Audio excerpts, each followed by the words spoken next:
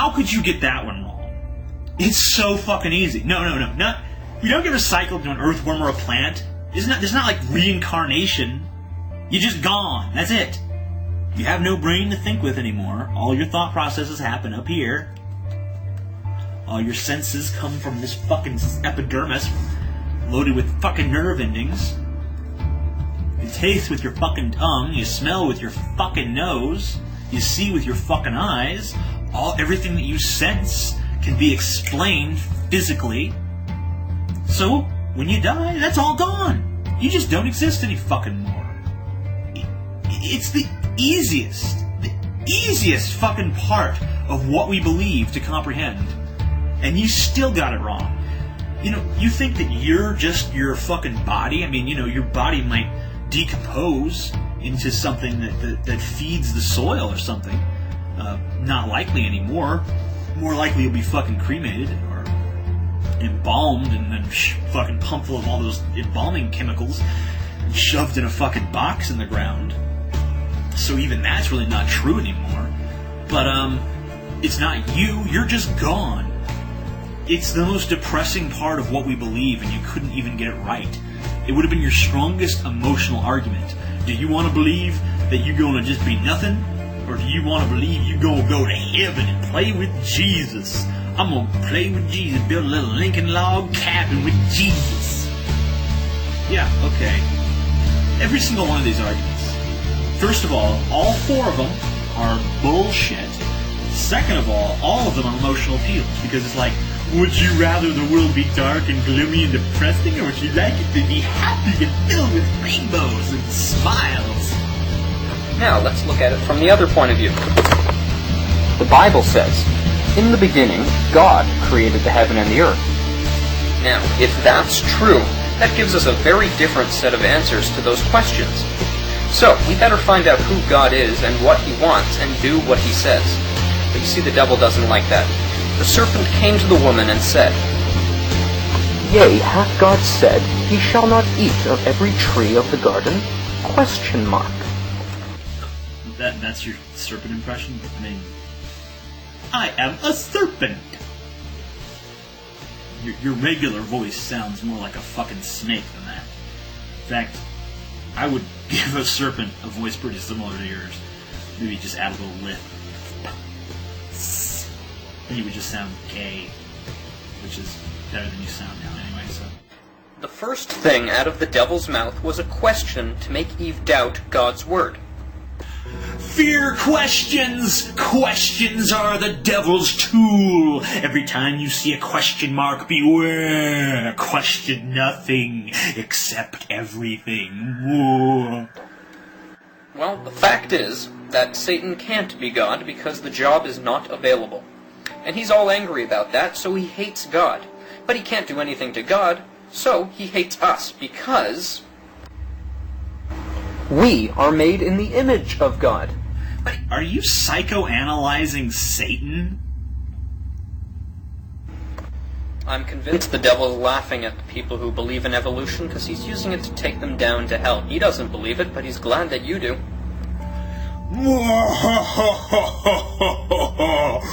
Foolish humans believing evidence and science over God. Adolf Hitler once said, "If you tell a lie long enough and loud enough and often enough, the people will believe it."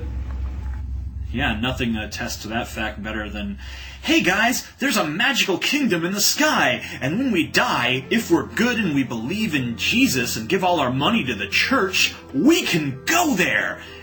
Wow, that sounds great. I'm in. Me too. But one thing, guys, you have to renounce all your cognitive faculties and just go with the flow, whatever the church says. Well, hell, I could do that. Yeah, I don't have a problem with that either.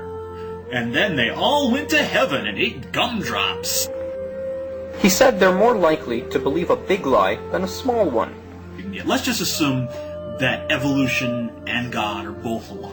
They're both lies. It's both complete fucking bullshit made up to trick people. Which one would you think is bigger?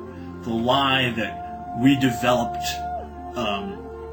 through this long, protracted process of mutation and adaptation and over millions and billions of years, or the idea that we were spontaneously brought into creation by a magical being who has unlimited power and unlimited wisdom, and no one knows where he came from, but we don't ask those questions. Which do you think is the bigger lie? If they're both lies, which would you think is the bigger lie? Teachers are commanded to stress that the Earth is thought to be at least 4.5 billion years old. Saying something in a mocking voice is enough to discredit it. Sorry, you have to have... I mean, it's okay to use a mocking voice. I mean, I'm not going... I'm not being down on you. I would almost say going down on you, and that was just a revolting image that filled my mind with. But I'm not going to be down on you for using a mocking voice to discredit something. But to have nothing else but just the mocking voice, I mean, that's pretty lame. You have this highlighted thing in a science textbook, and you say it in this really ominous tone, like, teachers are commanded to teach their children that the Earth is 4.5 billion years old. Like it's part of some terrifying conspiracy, Maybe they're taught to teach their children that because that's what we can discern about the age of the Earth from things like carbon dating, which we'll discuss in the refutation of one of your later videos. This is a first grade textbook. It says Earth has changed much since its formation 4.5 billion years ago. Be sure to tell them again in second grade. Since its formation 4.5 billion years ago, Earth has changed. Oh, change! What a ridiculous notion! Everything has always been the same! Yeah, because, we know that nothing changes. I mean, just go back to the 1800s and ask our, ancestors with the horses and buggies and shit. They'll tell you nothing ever changes.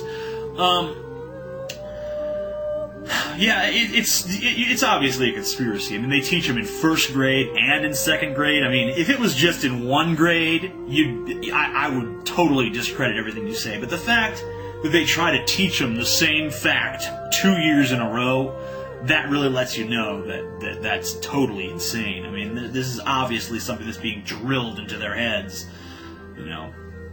Propaganda of the liberal school system run by the atheists and the Muslims, no doubt. Question. Do the teachers know that the Earth is 4.5 billion years old, or do they think that? They think that. Were they there? Were they there? Were they there? What the fuck? Were you there when God created the Earth? I mean, no. You just believe it because it's on a fucking one book. And there's no evidence for your book. Our book is supported by, little things like fossil remains and carbon dating and fucking erosion. Did you know in the early 1800s the world was thought to be about 10,000 years old? And then by the early 1900s it was thought to be about 2 billion years old? And now here in the year 2000 is 4.5 billion years old? Anyway, yeah. Science has that pesky habit of, updating its facts as new evidence becomes available. You caught us red-handed. We're always flip-flopping, You just can't stand the idea that maybe all the answers aren't just wrapped up in a pretty little package with a fucking bow on top, can you? Evolution is a very tricky word because there are over 5 definitions for it. Let's begin with the first one. First is cosmic evolution. If there is no God and the humanist worldview is true, they need to explain how the universe came to be, and that is what they use the Big Bang Theory for. It's the origin of time, space, and matter. We call it cosmic evolution or the Big Bang. This has never been observed, obviously, and there's no way to prove that it happened. So it is not science. Number 2, chemical evolution. The origin of higher elements from hydrogen, of course not proven either.